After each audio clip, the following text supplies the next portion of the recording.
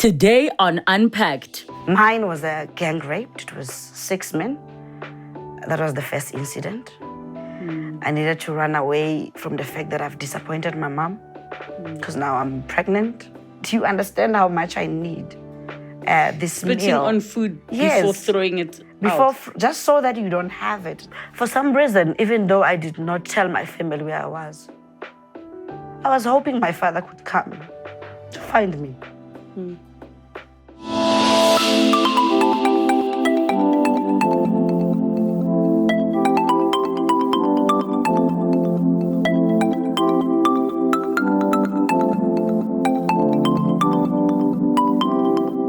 Living on the streets, a situation many would not want to find themselves in. Today's guest speaks on her journey. Let's unpack. Nonluthando Motsoane is a theologist, motivational speaker, and life coach.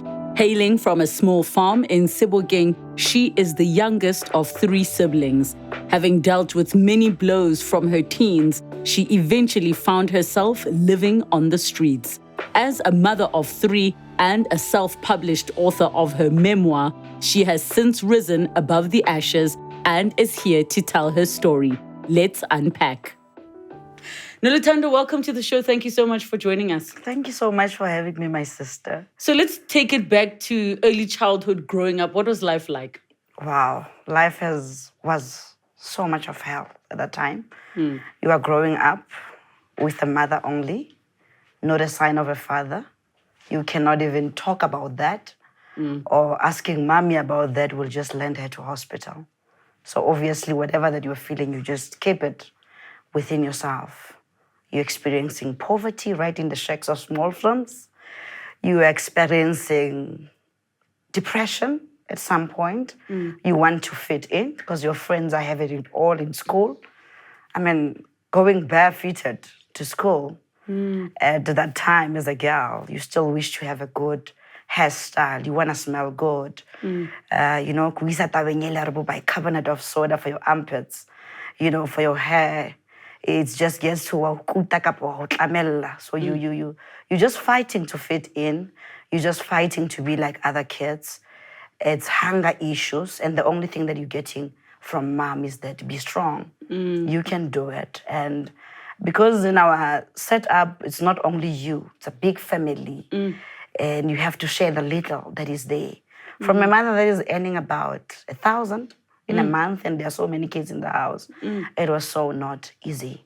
But I think what was more problematic is that in a home that doesn't have a father, everybody just takes advantage. You get to be abused verbally.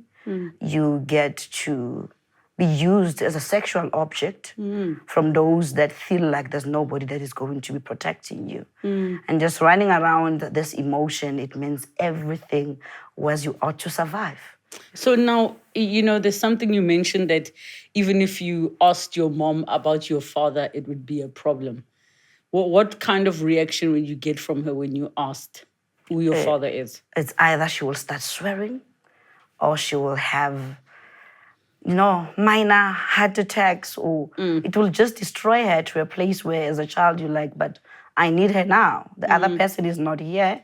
Let me rather keep my feelings to myself, because you're like, where is daddy? Why are we suffering? Why are you not open about this? Were you raped? Did he run away? What actually happened, mama? Because at some point you need answers. But as you get to be a teenager, you realize that I need her more than I would need the other party, because her only answer would be, if he wanted you, he could have been here. So I've struggled with you. You better respect me, young lady. That's all you would get from her. Now, seeing that it affected her life, it meant that you keep your opinions, whatever that is hurting you, to yourself, just to make mommy happy. So in terms of siblings, did you have siblings? What was the relationship like with the siblings? I'm a last born to my mom. I think my sister has always played a very vital role, because she would try to, just cover up there and there. I'm trying to say, as mom is at work, she would have to father us, because she protected us a lot. That's what she did. It was me, her, my brother, but then we also had other children from Motsoane and all that, because mom is the eldest in the family. So everybody that came to Gauteng, it meant they come and stop at our small shack. It's a one-room shack. We are about 7 in it. You can imagine what happens. It means in the morning, while the guys bath. After they bath, they go outside. Then the girls bath. And, that whole transition was very traumatizing, but we kept on. So you mentioned gore when people see gore a gona monna mo ntlong, o ntate mo ntlong, and there's no one to protect you, you're susceptible to being, a sexual object. Which type of characters were predators in your lives at that time? I can so much say everybody. Luckily enough, it was not close family to me.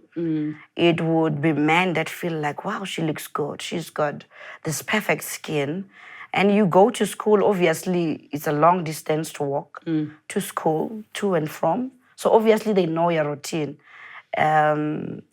Mine was a gang rape. It was 6 men. That was the first incident. And it had to be very humiliating because they did not just feel like they want to exchange themselves with me, but they were very horrible.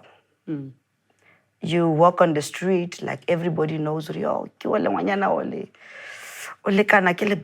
cold drink. Oh, she can carry 6 men. And wasn't she a virgin? And I think the whole rape issue was not a problem, but how the community view you, how people just make you feel less of yourself. I had moments like, yeah, or no, she called it upon herself because I used to love modeling. Mom herself was like, why wapara depend, why a swimming costume? And at that time, that's how we expressed our beauty. You have to be on a swimming costume. I mean, you're just a little girl. What's wrong with just enjoying your body? And why is it that people would think that, no, you were dressed like that, it means you needed them to do that to you. So the whole community, how they look at you, how some they pity you, some they blame you. And I think that was a trauma that it took years for me to see how people can be cruel instead of them supporting you. The church, you expect the pastor or to be more compassionate.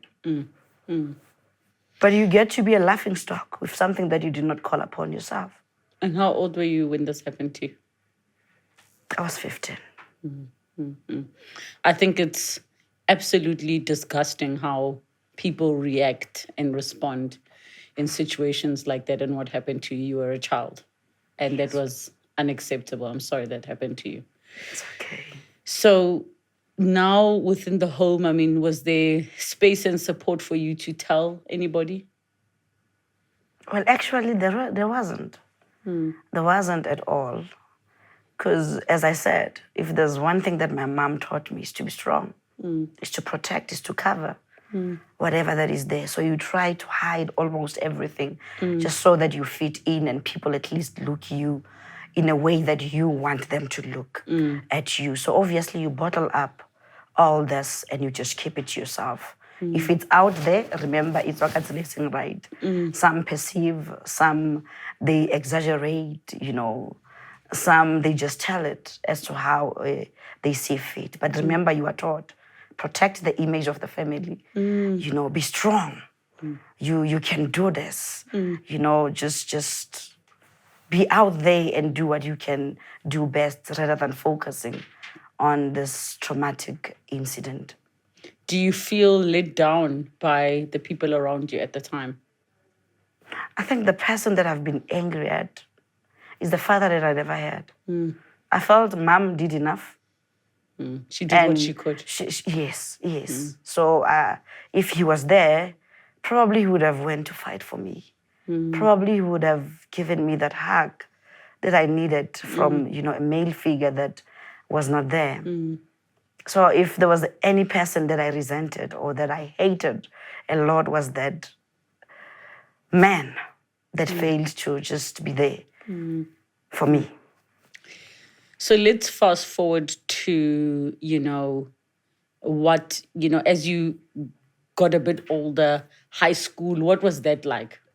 Being the person that I am, I think I have a gift to just make everything beautiful, even if it's disgusting.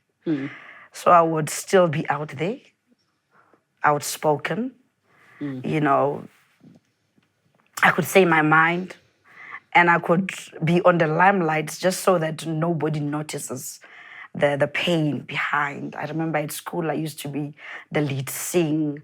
I would be one of the best debating candidate in the school. I would even be an A student so that at least people can clap hands for me. So I would find anything and everything to do just so that I move the attention of everyone from my struggle, my pain, the whole poverty, all this disgusting incident that I went through.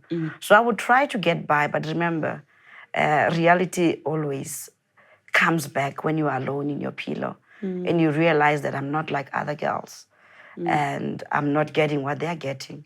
You can pretend for some time, but it will always come back and haunt you. When you say you're not like other girls, what did you mean by that? I was not like them. Already I feel like I was made a woman in an early age. To an extent that even, just giving myself to my first boyfriend or any man that would come, it will be like, okay, at least I'll have a man holding me. Then it will be very easy for me to just give myself. Not that I wanted to, but I felt that I needed to because I need this. So being sexually active at that age, 16, 17, for me it was very easy. I think it was a place of, it made me feel good, even if I knew that it was wrong. So I would need a man. Yes. And I think I can understand how you found yourself in that place with that belief. I can completely understand how you found yourself there. Yeah. I hear you. And then you get to a place now all eyes are on me. You must do damage control. And I think that's when I saw the need to just run away. I needed to run away from the fact that I've disappointed my mom because now I'm pregnant. Now I'm a laughing stock. And I felt I don't want anybody that knows me around me. So I felt, let me just run away. I would sleep there and there, sometimes in the streets of Hillbrow, sometimes in the arms of a boyfriend. Take me back to what was that moment that led you to say, okay, this is it, I'm running away. What was the moment? You need support from everyone. You don't need anybody pointing a finger at you. But I felt I cannot be embarrassed more than I am right now. And you are pregnant at that time. Everybody's preaching, no, abort the child, you're still young. And there are all these voices. Someone says, no, you cannot be doing that. Someone says, no, do it. And the majority are like, no, man, just get rid of that. And I think all these voices were confusing me. And I felt how old were you at the time? I was 17. Yes. And you felt that what was it that you wanted? I just wanted to be alone. I just wanted to be with people that know nothing about me. I just wanted to be accepted. And I think I was fighting more for my son. So you decide to run away. Paint the picture for us of what that looks like. Was it just going, throwing things in a bag and just leaving, or you waited and you planned? I did not plan. You just find yourself there. You feel like for these 2 days, this person is enjoying me. And then you are like, I think this one is about to abuse me again. Then you run to the next place. So it becomes a place where nobody knows exactly where you are, where you stay, where you are running to. But I just did not want to be found. In a case where I was now in the arms of this man, he's elderly to me, he's giving me all sorts of things that I want. You just starting to enjoy the finer things of life. And you're like, is this love? But at the back of your mind, you know that I'm just with this person. because I'm not going back to that poverty. At least he doesn't look at me as a victim. He doesn't look at me as a young girl or bileng le ngwana at a very early age. So you just keep on trying to get greener pastures as they, how amugelega today, it's okay. But when you sense a small rejection, you feel like, I'm running away. I think, oh, utlantsibela.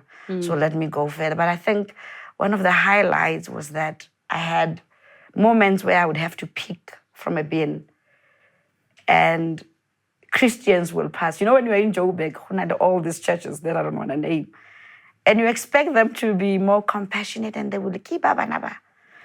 I would be called a dog at some time. You will have people spitting on food, and you are like, do you understand how much I need this Spitting meal? on food before throwing it out. Just so that you don't have it. And I'm like, how can people be so cruel?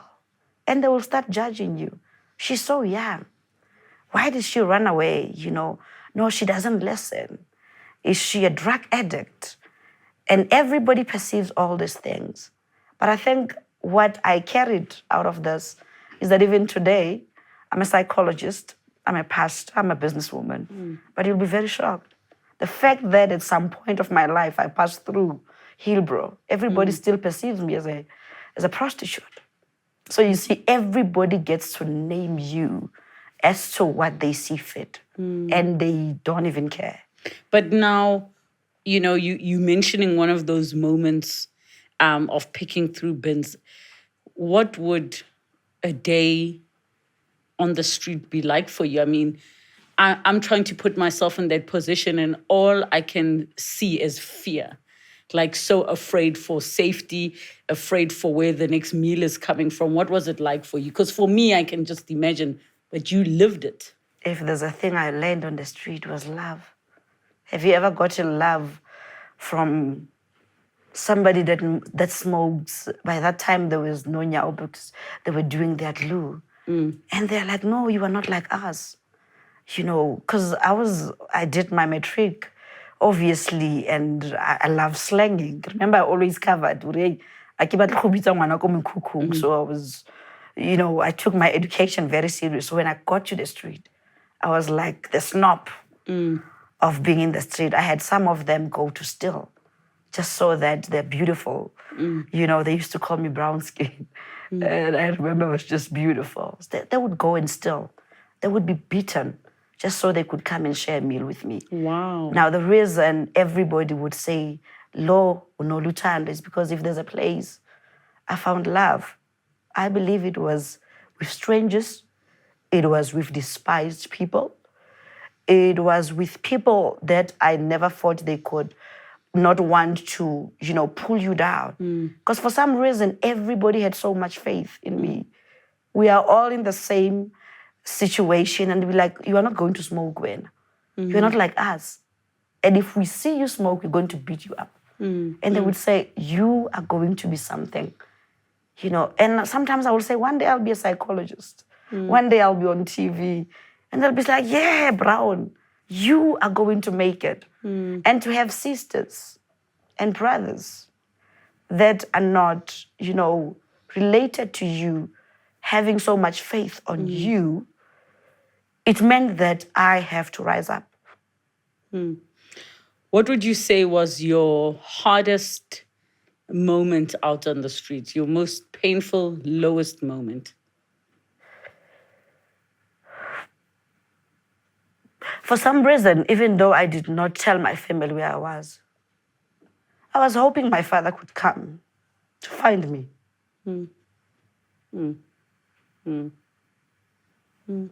I knew Mama would be stressed, but I felt maybe my stand will give me a father.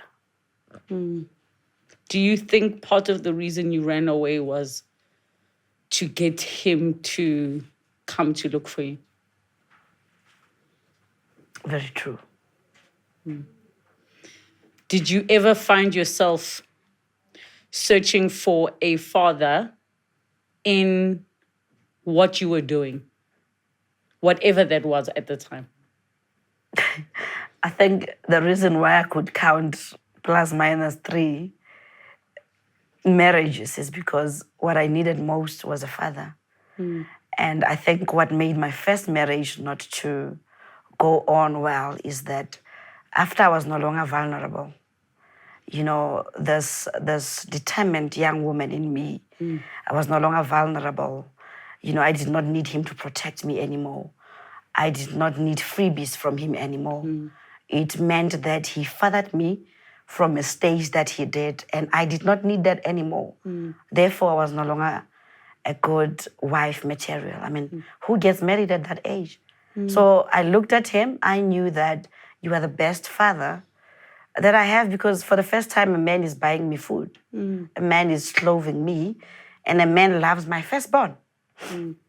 At least that's what I saw until, you know, you get to understand that there are people that would want to be in a relationship with vulnerable young women. And as I'm no longer vulnerable, because one thing that I think he never understood was that if he gives me a book, he's going to just lose the vulnerable young girl that I was at that time.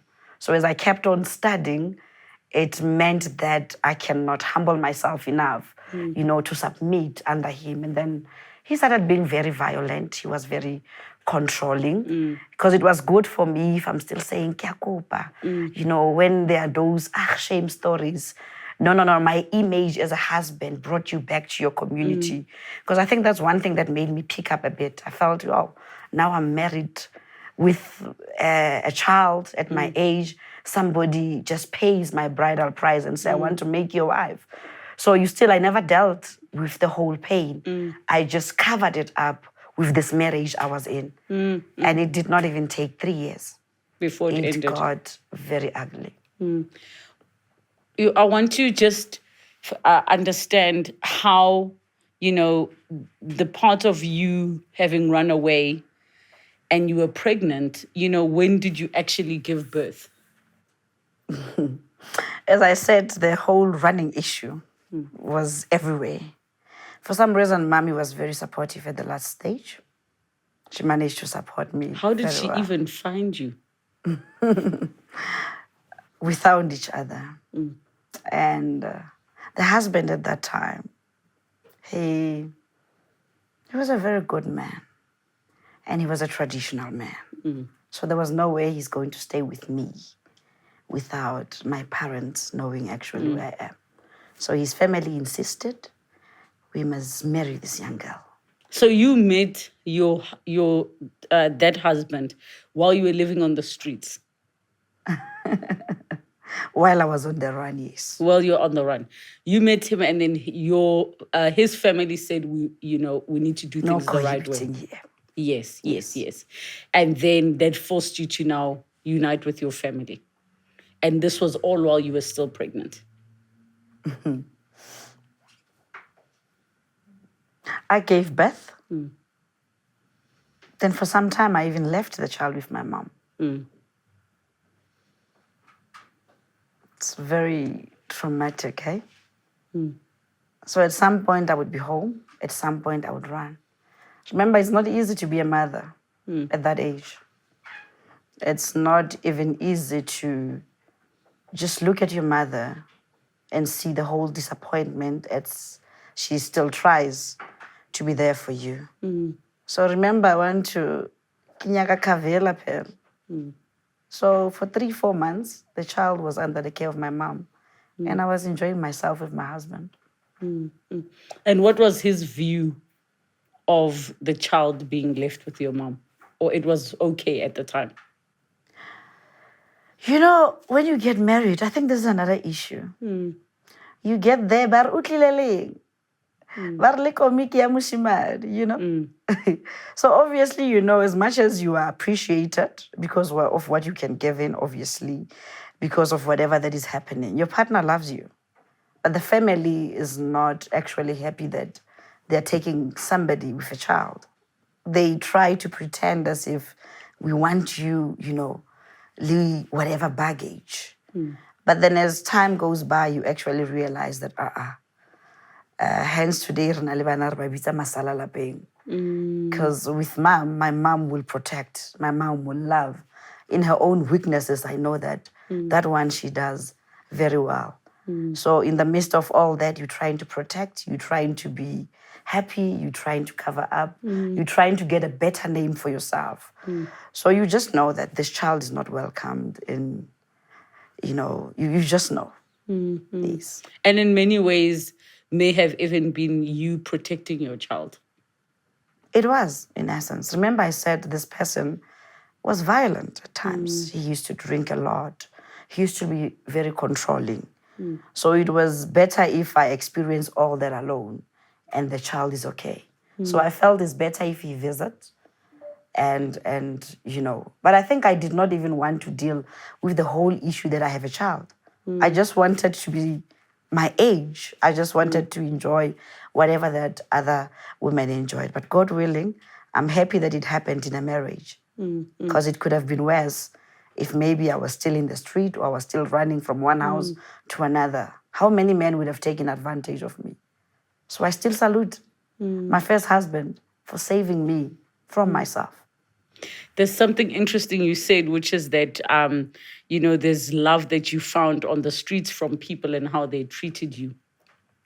Was there anything positive that you experienced while living on the streets? There was a lot. Lending support at that angle. Being loved. Seeing people do... I've had women that say, I'm going to sleep with him just so you will be okay. Talk about love. You have somebody sacrificing themselves so much just so that you will be okay. I mean, for the guys that we stayed together there in the street, them going out and as they run back, they are beaten. And then they would just throw you whatever that they stole. It shows so much of, the attribute of laying down your life to other people. They did that so well to me, and I started learning a lot about saving. One, unlike other people, nobody taught me about the man upstairs. I just felt he can provide, he can protect at all cost, and I knew that is not everything that is about yourself. So my motto in life is that you get to lay down your life for others. The reason I have the Latas Glory Christian Center today is because I'm out there for young women that went through similar situations. And I don't want them staying in the home. I actually house them because I want to stay with them. I want them to experience the love of the mother. I want to protect them and I want to give back. To me, it's just simple because I saw it happen to me. And as somebody gave that to me, I knew that that's what I should run with. Hence my son, I named him Thando.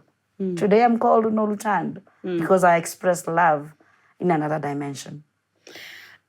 Do you find that average South Africans treat people living on the streets, people who are homeless, badly?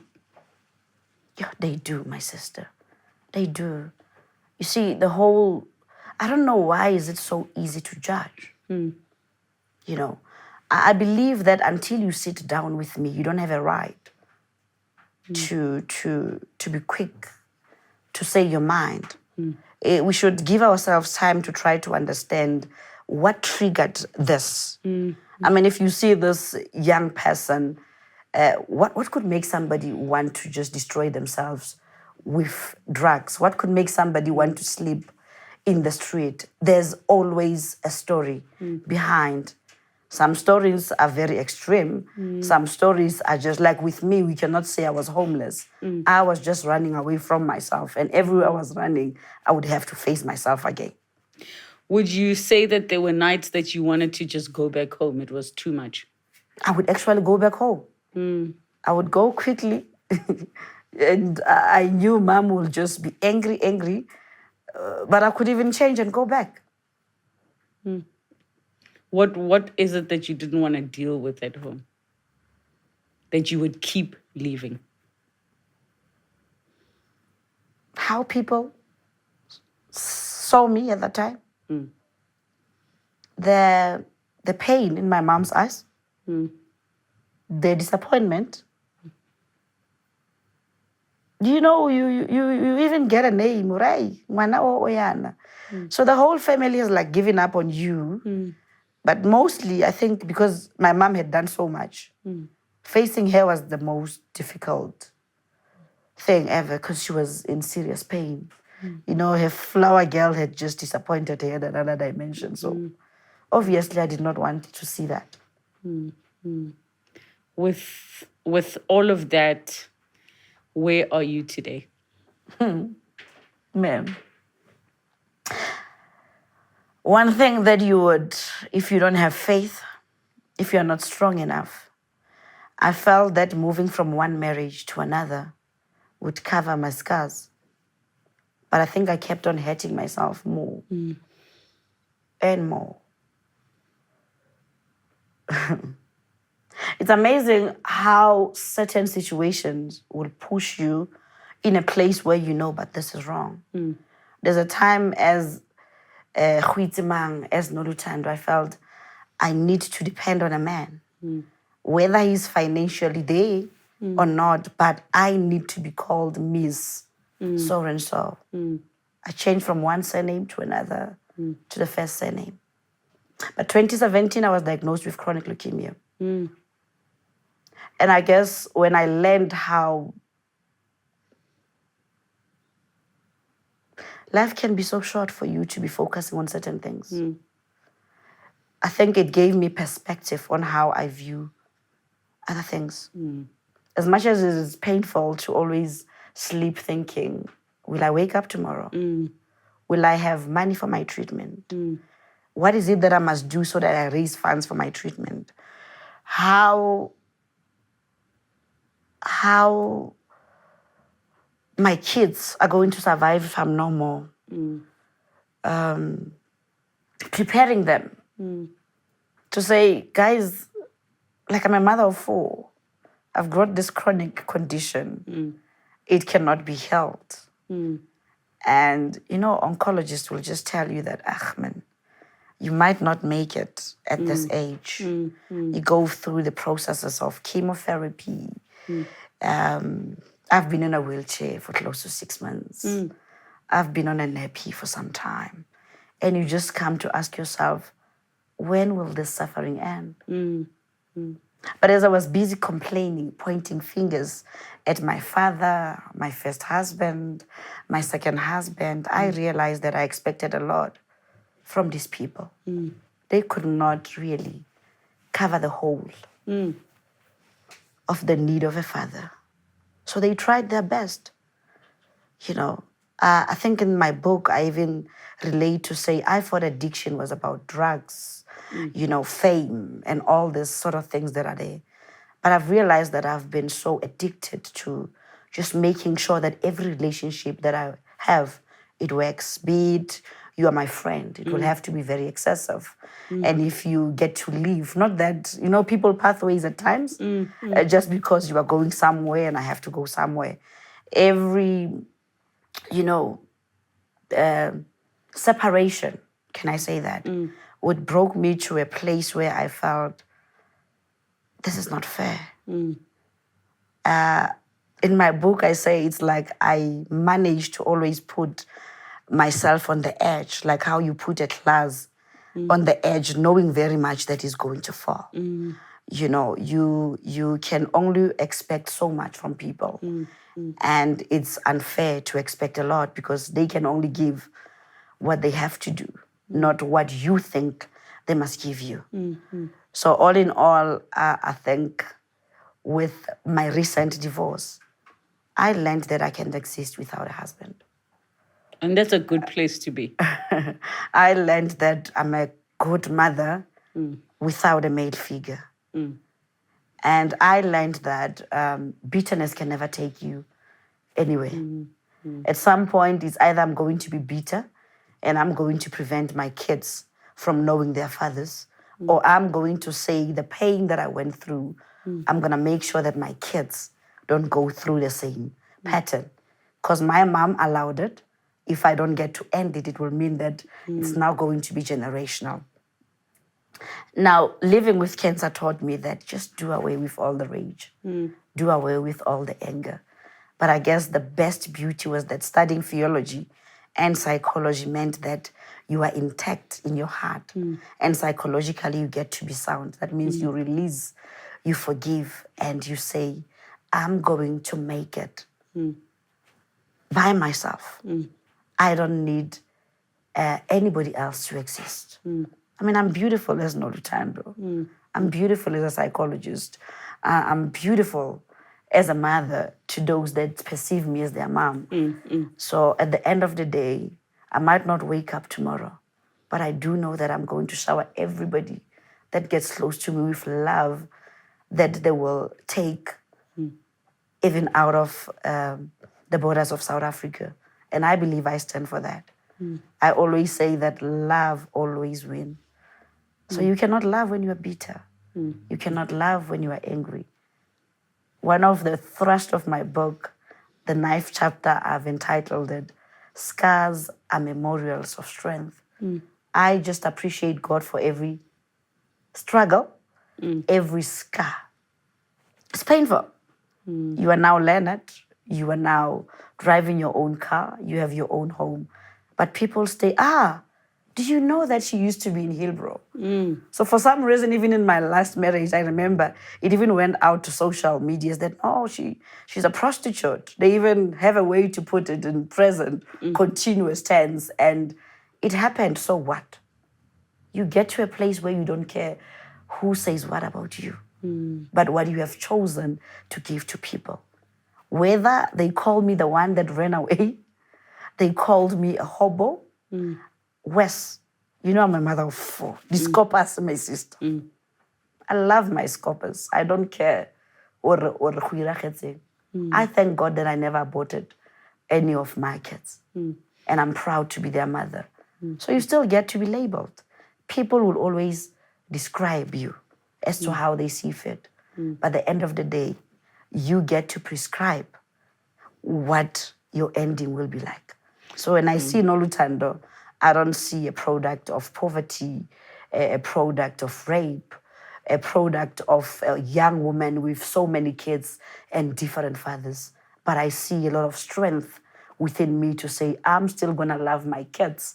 And I'm going to adopt kids on top of my 4. I've adopted kids and I'm staying with them. And I think if I have not went through this whole processes, I would not be half the woman I am today.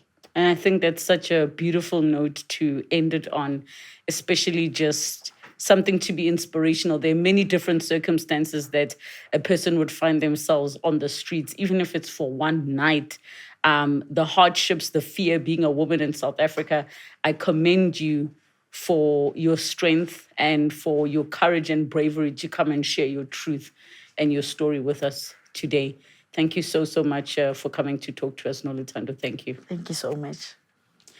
The realities of the challenges we face in life are sometimes very hard to digest. And some of the decisions we make may be those that are very hard to live with.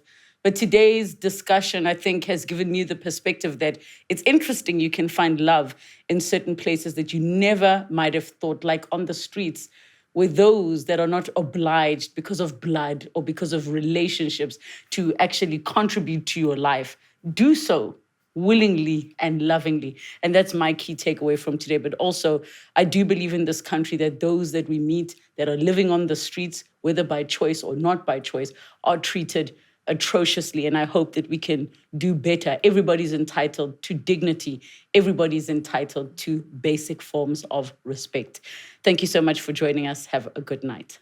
Next time on Unpacked. Just because there is a man in the home who's a father doesn't mean a child is experiencing a father. I don't have a good example of what it means to be a father.